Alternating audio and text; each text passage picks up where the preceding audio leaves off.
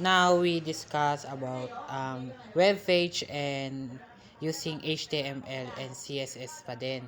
So, madali lang naman gumawa ng web page kapag gamay mo na yung mga dapat ilagay doon. Halimbawa na lang doon sa paglalagay mo ng mga text align or color sa background, yung paglalagay ng background sa URL, malalagay mo yan. So, yan, pinapakita ko po dun sa select ID. Dito po, yung kung paano po pag click mo yung home, magdediretso po siya sa nilagyan po natin ng ID. ID. So, ayan po, yung aking HTML na ginawa. Papakita ko muna yung gusto ko ipakita yung paano ipagko-combine yung login tsaka yung webpage na ginawa. Ito yung login ko last activity na ginawa ko. So, pinag-combine ko po sila using URL kung ano yung name ng HTML na ginamit ko na web page. Nilagay ko po sa loob ng login yung URL niya. So, papakita ko later. So, yan po, nag-example po tayo ng mga Gmail, kung anong Gmail gusto natin lang. So, password yan. Kunyari, information 2H, ABS-IT 2H. So, yan, magre-direct po siya dun sa HTML na ginawa natin, ay yung webpage na ginawa po natin. So, yung view na yan, another example yan na, kunyari, meron ka pang gustong another 3 page, dun po natin yan. So, ito, papakita ko po. So, dito naman po is, papakita ko paano ko po nilink yung webpage na aking ginawa. So, ito po yung code ko, wait lang. Dito po sa baba po niyan is, ipapakita ko po kung paano ko po nilink yung webpage na aking ginawa. Parang URL lang yan, pero gumamit po ako, nag-search po ako, nag-search ako sa YouTube kung paano ililink yun. Yan, try ko po yung script, yung sa function check login. So, try ko po yan, nilink ko po yung name ng HTML ng webpage ko. Tapos nung sinubukan ko po, dito rin po yun sa button type button on click, yun rin po yung kinalabasan. Kapag nilagay nyo po yan, magdedirect po siya dun sa HTML na ginawa po natin, ay yung webpage na ginawa po natin. Basta yung name ng webpage na ginawa natin is dun po siya maglilink. Ganun rin po yung ginawa ko dun sa kanina, wait lang dito sa view, ano, ay ano yan, pinapakita ko dyan yung kung paano i-click yung mga ID, select ID. So, eto po, yan. Ayun yung button na ginawa ko. Hindi ko po alam kung paano yung lagyan ng mga kung magdedirect. Pero alam ko naman po kagaya yung parang another HTML. Wait lang. Scroll up. Yan po, yan yung ginamit ko, yung hashtag. 'Di ba sinabi do sa last lesson is yung ID is for select ID is for hashtag. So tinatry ko po tanggalin yan. Try ko po tanggalin niya kung mag-work po siya. Kaya yon po, wait. Ayan, back. Pag plinay mo po siya, halimbawa dito sa home, yan. Hindi po siya magdedirect kapag plinay po natin siya. Ayan o. Yan, sinubukan ko. Diyan po yung pinaggagawa ko. Pero pinasok ko po yung home na H3 sa loob po ng, ginamita ko po siya ng divider para doon na lang po siya, kasi nung kanina una is kapag click mo yung home is hindi nasasama sa yung parang paragraph sa taas na kulay blue na home. So yan, sinama ko na lang siya sa loob para yung H3 para masama siya sa pag click mo yung mga ID sa taas. So wait. So yan na. Nalilito pa dyan ako dyan kasi malag. Yan, dinilit ko na po yan. Ika-copy ko po sa baba yung home. Yan. Kinat ko, tapos pinaste ko sa taas. Yan, para masama na sa loob yung div natin, yung H3. Gagawa natin ng div. Yan, tapos i-delete ko. Kalimutan ko paano ko ito ginawa. Yan, space. Ewan ko bakit anong trip ko, pero nilagyan ko siya ng space para hindi ako malito.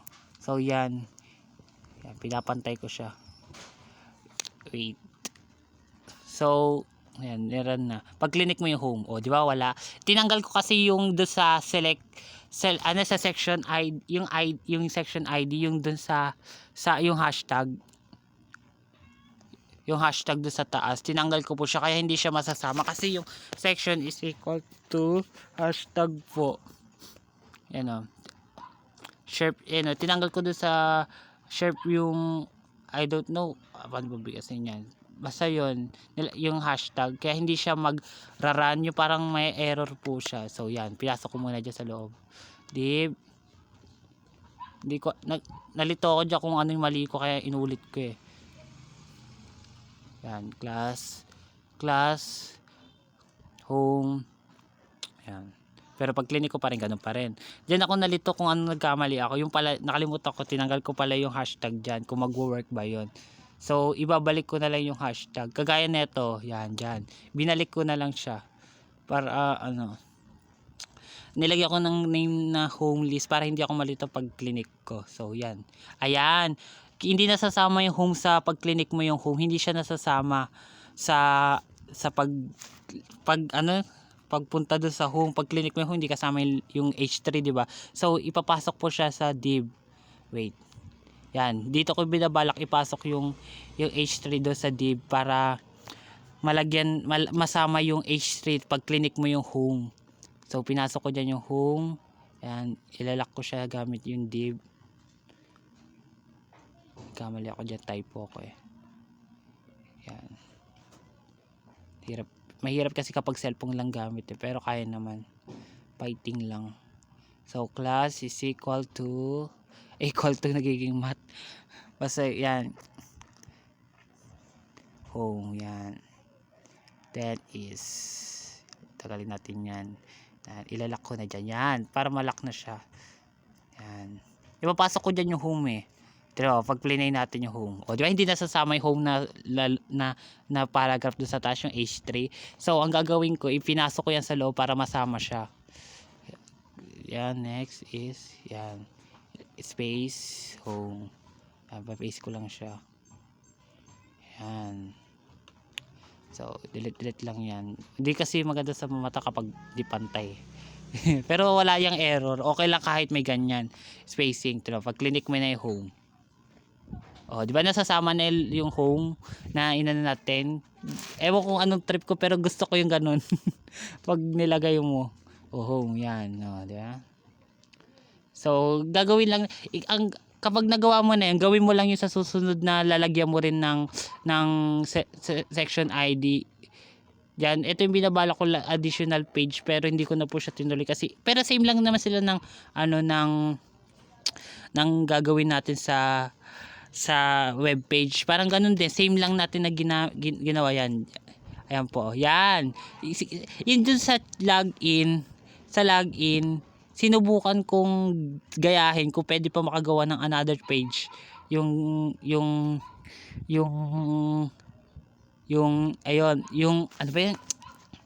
Yung ginawa yung sa webpage, di ba login, pag clinic natin magdedirect sa webpage. Sinubukan ko rin dyan, kung pag clinic mo yung view sa taas, magdedirect na naman siya sa another HTML. So sinubukan ko, binago ko lang yung mga, ewan ko ba't ko, basta binago ko lang yung mga, yung URL, yung name ng webpage, tapos pag nilagay mo rin doon sa button, is magdedirect siya doon sa another HTML na ating ginawa. So yan, kinopy paste ko lang, tapos binago natin dyan yung contact,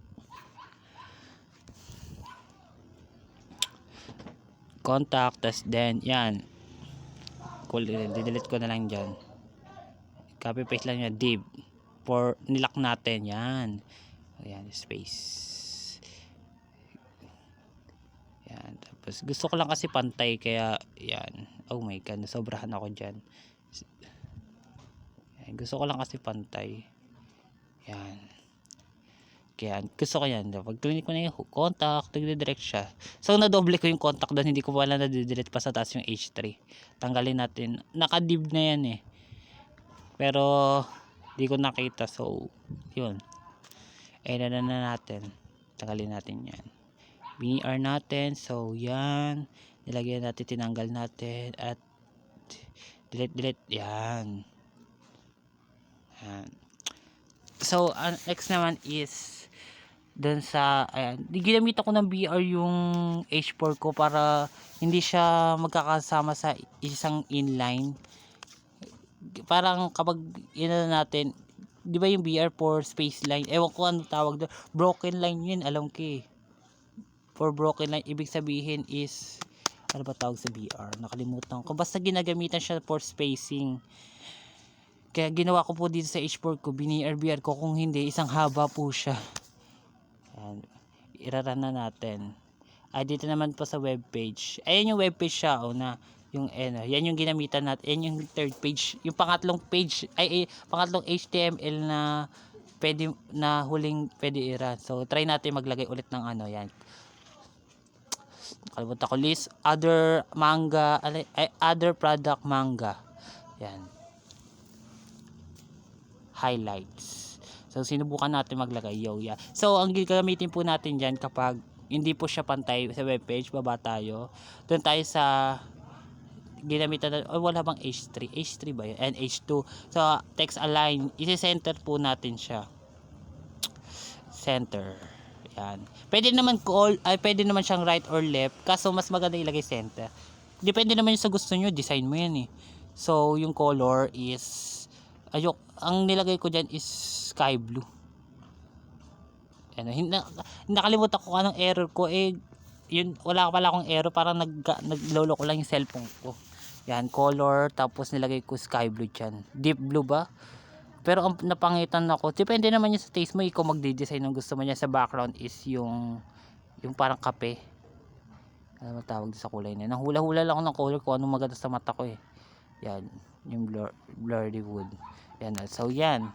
Hindi yan, nag-error. Doon kasi, yan, diyan ka magra-run. So, hindi yan. Doon sa webpage, yan. Ako pala nag-ano yan. Yan, so, yan. Nakadepende naman sa mood mo kung gusto mo palitan Kaya pinalitan ko ng white kasi ang pangit sa mata, sakit sa mata. Pag blue. Hindi yan. Doon sa web, yan. Yan, sa webpage. Nakadepende naman niya kung anong gusto mong design Doon naman sa image, gusto ko ipaliwanag sa image later kapag tapos ko na yung screen record. Pina-voice over ko lang Next is yan. Pupunta na tayo dun sa natin, yan, CSS. Ano bang ginawa ko dyan? Nakalimutan ko kagabi. Sa login tayo Dyan sa script. Parang ayan yung ginamitan kong script. Yan. Yung pinapakita ko dyan yung script na yan is for another. Dyan sa sa button tayo, yung sa back. Ayusin natin yung sa back. Kung paano babalik sa HTML. Di ba may nakalagay kanina na back na button? Lalagyan lang natin yan sa loob kagaya sa HTML. Yan. Kung bakit ang daming spacing. Nakalimutan ko delete yan. Yan sa script. Papalitan lang natin yan ng button. Tapos yung HTML na ginamit natin doon, papalitan lang natin. So, putik. So, yan.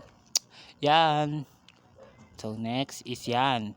Gagayahin lang natin yung ayan sa taas, yung button. Papalitan lang natin yan lahat. Yung on click, check login, type button, on click, check login. Pero ang ginawa ko dyan, check back. Ewan ko, nakadepende kasi sa pero parang paragraph lang yan So yan. Yan, sinubukan natin kung paano mababak siya. Di ba mababak yung button sa webpage natin. So try natin dyan yung button, yung type button. Tagal naman. Inaaral yung type button, yung nakikita nyo. I don't know, naglag ako. So yan na. Type button, on click, tsaka check login. Tapos button ulit. Pero dyan yung back, sinubukan ko mapindutin yung back. Faster boy, faster. Nalilito ako. Wait, saan ko ba yon? Doon sa yan. Button, button back. Sa loob ng button yan. Type. On click. Oh my god, binabak ko pa, nakalimutan ko. Class, type nga button, tas only, check login. Oh, yan. Nalilito pa ako, ang daming HTML na ginagamit ko sa phone ko. Yan. Type, button, on click. Tagal naman Diyan, yan, space, on click, check back yun alam ko check back yan. Sinubukan, hindi naman kahit ano may ilagay mo dyan, pero back nilagay ko yan, kag nira mo na, tingnan mo. Back. Pag binili natin yung back, babalik siya dun sa old page. Ay, hindi ko ba, ano ba nakalimutan ko? Ayan, yung back, palitan. Siname-name ko siya back. Ayan. Yan, nadali mo ko boy. Yan. Magra-run siya. Pero pwede mo naman siya ilagay doon sa, ang gawin ko na lang is, pwede mo siya lagay sa CSS. Di ko pa nasusubukan ilagay sa CSS kasi nakita ko example sa YouTube is, dyan yan nilagay sa HTML pero nagra-run naman. Pero susubukan ko ilagay sa CSS para hindi na maraming patong doon sa HTML. So, ayan yung about sa aking mga ginawa. Yan, nagbi-BR ako kasi masyadong dikit-dikit ang aking mga web paragraph. So, ayan naman yung sa image. Diyan naman is, iaano mo yung link name ng picture na gusto mo ilagay. Hindi na URL gagamit mo kasi hindi naman siya for background eh. Image SRC na yan. So, yan o. Dito tayo sa CSS ng new yan. Dito natin babaguhin kung anong size ng gusto nating CS ay yung gusto nating image. So, itry natin 80. Pinakamaliit. 80. Delete mo yan. 80. 80. Ayun yung una kong gusto kasi sabi kasi is kapag maliit okay naman siya. Pero natinry ko gawing parang nasa computer, masyadong maliit. So, nilakihan ko siya ng 300 para mas malaki pa siya. Or anong gusto mong size, kung nakadepende naman yun sa kahit anong gusto mong size pero 300 yung nagustuhan ko para mas mas pantay siya. Try ko kaya lagyan ng BR para hindi dikit yung picture sa So ito na yung result ng HTML na ginawa ko with login. Sinubukan ko lalagyan ng login. So ayan, and that's all my presentation. Thank you for listening. So ayan, pinapakita ko yung kung paano yung view and back view, lock yung kagaya ginawa ko. And that's all. Thank you. Bye bye.